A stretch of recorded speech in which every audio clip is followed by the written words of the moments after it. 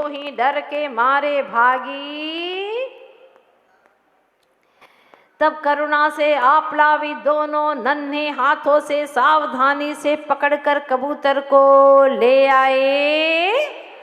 सुनाने लगे मंत्र नमोकार, धीरे धीरे फेरते हुए हाथ, करुणा से उसे निहार कर ज्वार के कुछ दाने डालकर कहने लगे कबूतर से, डरो मत, मैं हूं ना, खा लो इसे। वाह, पशुओं से भी मानव के जैसा व्यवहार करना ये कोई सामान्य व्यक्तित्व नहीं है, ये महान व्यक्तित्व का प्रमाण दे रहा है।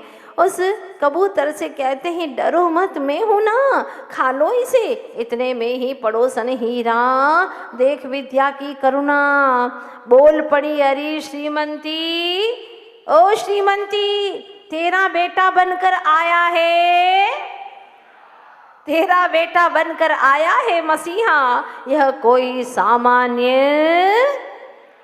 इसको कोई सामान्य नहीं आत्मा, दूसरा रूप है। सुन विद्या की प्रशंसा, हर्षित हो आया हृदय। देखती रही, टुकुर टुकुर रहा न गया, उसे उठाकर बाहों में देकर सो सो आशीष, बोली भाव विभोर हो, आज की भांति सदा जीवों की रक्षा। क्या बात है, आजकल की माताएं एक चांटा मारती है, मूर्ख ये काम करेगा, पढ़ना नहीं है तेरे को, ऐसी शिक्षाएं देती हैं। लेकिन बालक विद्याधर की माँ श्रीमंती कहती है, आज की भांति सदा जीवों की रक्षा करते रहना, जिन शासन के मूलभूत सिद्धांत स्वरूप अहिंसा धर्म की पताका यूं ही। देखो, ये है जीवन की सार्थकता। माँ की इतनी सी शिक्षा ने बालक को सतपथ दिखा दिया। अपनी प्रशंसा सुन माँ से बिना कुछ कहे सहज भाव से बाँह छुड़ाकर भागा घर से, मित्रों की टोली में जा। इस तरह रोज रोज कुछ घटता, मल्लभ पाजी का माथ गर्व से ऊंचा उड़ जाता। नित नए कार्य करना चिंतन की गहनता से, आयु की सीमा से परे, पुरानी लीक से हटकर नूतन पथ चुनना स्वभाव सा है। बहुत सुंदर कविता सामने आ रही है। ईंट का जवाब पत्थर से क्या देते थे? क्या विद्याधर जी ईंट का जवाब पत्थर से देते थे? नहीं, सुनते जाइए। ईंट का जवाब पत्थर से, तीर का सामना तलवार से, मान का बदला क्रोध का उत्तर भयंकर, छल का बदला। ये सब तो पुराने मार्ग हैं, चल चुके इस पथ पर अनेकों अब तक। लगता है इसीलिए सुगम सा। आज आप हर माता पिता बच्चों को यही समझाते, उसने मारा ना, तुम भी मारो, तुम भी उसको मारो, इसने छल किया है ना, तुम भी छल करो इसके साथ में। बस ईंट का जवाब पत्थर से दो, तीर का सामना तलवार से करो, मान का बदला भी मान से करो, क्रोध का उत्तर भयंकर क्रोध से दो। पर ये तो सब पुराने मार्ग हैं। कई लोग अनेकों चल पड़े हैं, इसलिए बहुत सुगम लगता है। चहल पहल अत्यधिक दिखने से सुरक्षित सा, जहाँ बहुत चहल पहल है तो लगता है कि इसी पथ पर चलो, सारे लोग इसी पर चल रहे हैं, बेईमानी के मार्ग पर। किंतु पीलू ने चुना है दुर्गम पथ, तभी तो मान के सामने विनम्रता, माया के सामने सरलता, लोभ का शुचिता से, कठोरता का कृपणता का और क्रोध का बोध भाव से सामना करना। छोटी वय में चोटी की बात करके माता पिता को एहसास करा दिया है कि अब विद्या, हाँ, अब विद्या विद्यालय जाने योग्य हो गया है। उंगली पकड़ पीलू की पिताश्री दिखाने ले गए विद्याधर विद्यालय। देखा हर कक्ष को, प्रधानाध्यापक और अनेक विद्यार्थियों को अच्छी लगी ग्राम्य अंचल की वह प्राथमिक शाला। पूछने पर उसका नाम ओजस्वी अंदाज में मधुर स्वर में शिक्षक का अभिवादन कर दे दिया अपना परिचय। पूछा, नाम क्या है तुम्हारा? क्या जवाब दिया? अरे नन्न ಹೆಸರು विद्याधर ही दे। कन्नड़ भाषा में बोले, जी री जी, नन्न यानी मीरा, हेसरू यानी नाम, विद्याधर हृदय यानी विद्याधर है जी, मेरा नाम विद्याधर है, ये नन्न हेसरू विद्याधर हृदय। समय चुपचाप अपने कदम आगे बढ़ा रहा था और विद्याधर विद्या मंदिर में प्रवेश, प्रथम कक्षा में प्रवेश पाते ही बड़े बड़े छात्रों का प्रिय बन गया था। कमरे की दीवारों से उसकी खनकती आवाज छनकर कोई भी छात्र सुनता तो मंत्रमुग्ध हो जाता, बोल पड़ता अनायासी, अरे ये तो गिनी है गिनी। अब मधुर खनकती आवाज के कारण से क्या नाम पड़ गया? गिनी। पीलू बड़े प्यार से कहा जाता था, अब खनकती आवाज के कारण से गिनी यानी तोता।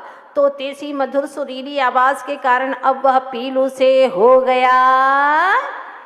अब सुनिएगा, बहुत सुंदर प्रसंग आता है। शालासी आते ही गृह कार्य में दत्त चित्त माँ का पकड़कर पल्लू दे दिया हाथ में बस्ता जिसमें थी मात्र स्लेट पेंसिल। बोली, पीलू आज क्या सीख कर आए हो?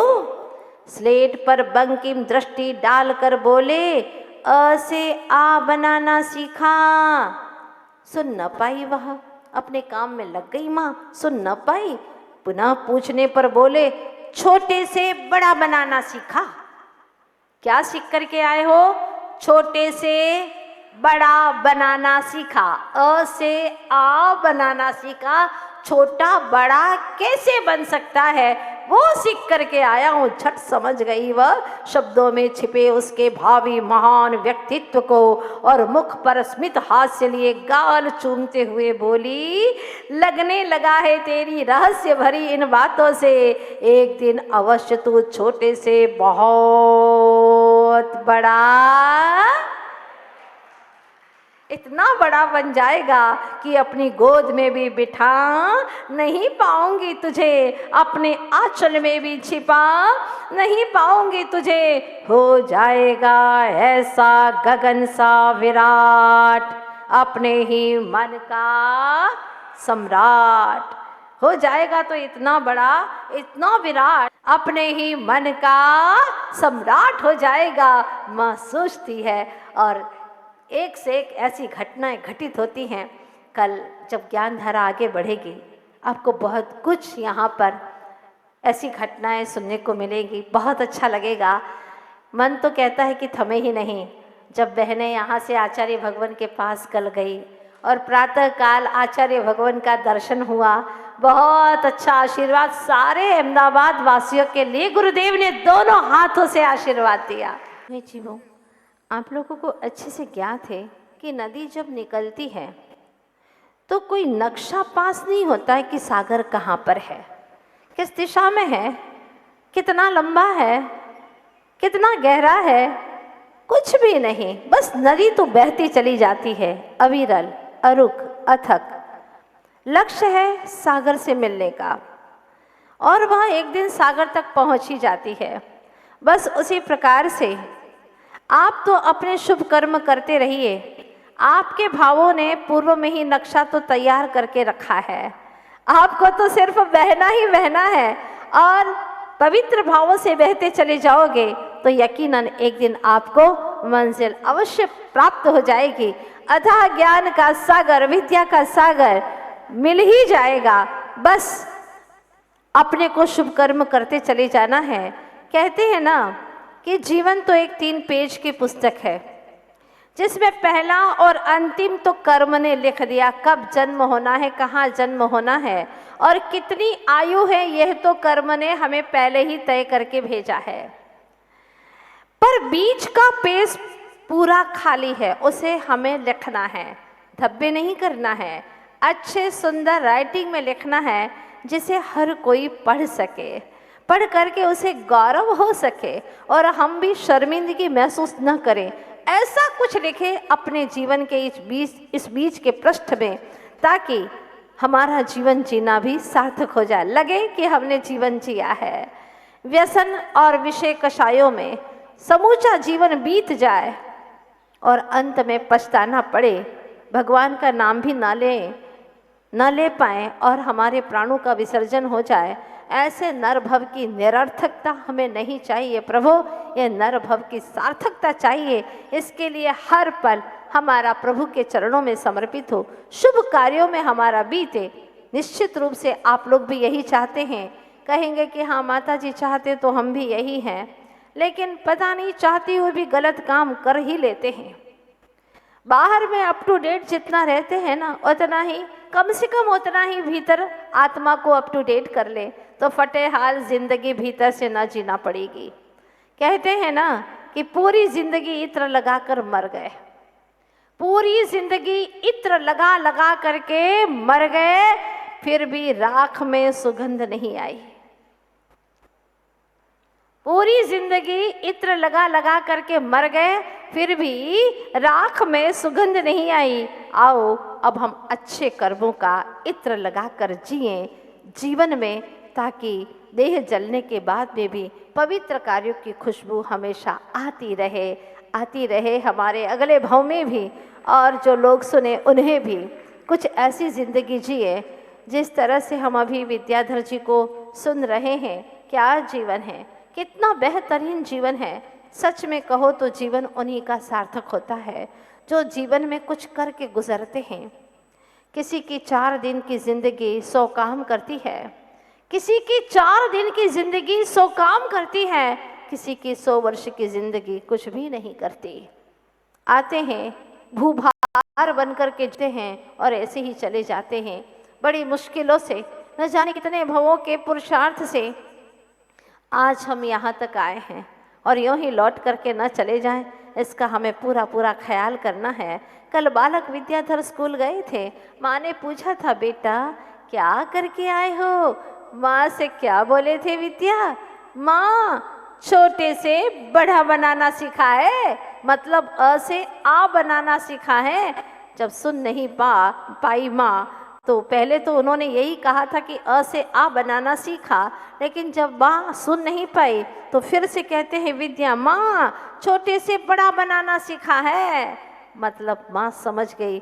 उनके शब्दों में भी कितना गाढ़ रहस्य था कि यह छोटा सा भी बहुत बड़ा बनने जा रहा है। जिसके विचारों में, जिसके ख्यालों में इतनी ऊंची उड़ान है, शब्दों में जान है, वो बालक न जाने आगे जाकर के क्या करने वाला है। तभी ममता भरी दृष्टि से देखा, बाल लाल के गाल लाल लाल दिखे, लिटाकर थपथपाने लगी। बहुत थक गए हो, कर लो कुछ विश्राम। जब माँ ने इतना लाड़ प्यार किया, वो थक गए हो ना, हाँ सो जाओ बेटा, सो जाओ, दिन भर के थके हो, लाल लाल गाल दिख रहे हैं तुम्हारे। जब लाड़ प्यार मिला, माँ का लाड़ प्यार पा बोले बचकाने अंदाज में, बहुत थक गया हूँ माँ, बहुत थक गया हूँ, थोड़े पैर दबाओ ना। क्या बोले विद्या? हाँ बहुत थक गया हूँ माँ, थोड़े पैर दबाओ ना। अरुणाई छिड़काती नयनों से डांटते हुए बोली, क्योंकि माँ को हरगिज पसंद नहीं था कि एक बेटा माँ को ये आदेश दे कि मेरे पैर दबाओ। आज दबा तो देंगे, लेकिन उसके संस्कार क्या बनेंगे? तो माँ क्या कहती है, यहाँ पर आप रुक करके थोड़ा सा थमिए और सोचिए क्या कहती है माँ। अरुणाई छिड़काती नयनों से डांटते हुए बोली, दिन भर दौड़ते क्यों हो इतना? दिन भर दौड़ते क्यों हो इतना? क्या शांत रहकर काम नहीं चल सकता? जरूरी है इतना दौड़ना, अनावश्यक अप्रयोजनभूत, ये क्या है? ये अच्छी बात नहीं है। आपने कभी नहीं डांटा होगा अपने बच्चे को। अप्रयोजनभूत शब्द, बिना काम के दौड़ते रहते हो, क्या शांत होकर के काम नहीं चल सकता? धीरे भी चल करके काम हुआ जा सकता है, किया जा सकता है। दौड़ते हो, जीवों की रक्षा भी नहीं होती, थक भी जाते हो। देखो लाल गाल हो गए तुम्हारे पूरे। हमारे आचार्य भगवंतों ने कहा है, करने योग्य कार्य न करना आलस्य है। ध्यान दीजिएगा, करने योग्य कार्य न करना आलस्य है, और न करने योग्य कार्य करना प्रमाद है। प्रमाद है। प्रमाद और आलस्य में भी अंतर है। जो करने योग्य कार्य है उसे नहीं करना, ये तो आलस्य है। और जो न करने योग्य कार्य है, अप्रयोजनभूत कार्य है, आत्मा का अहित करने वाले कार्य है, कुशलेश्वनादरः प्रमादः। कुशल कार्यों में, आत्महित के कार्यों में अनादर करना, नहीं करना, इसी का नाम है प्रमाद। अंतर है ना आलस्य और प्रमाद में। क्या बात कही माँ ने, क्या शांत रहकर काम नहीं चल सकता?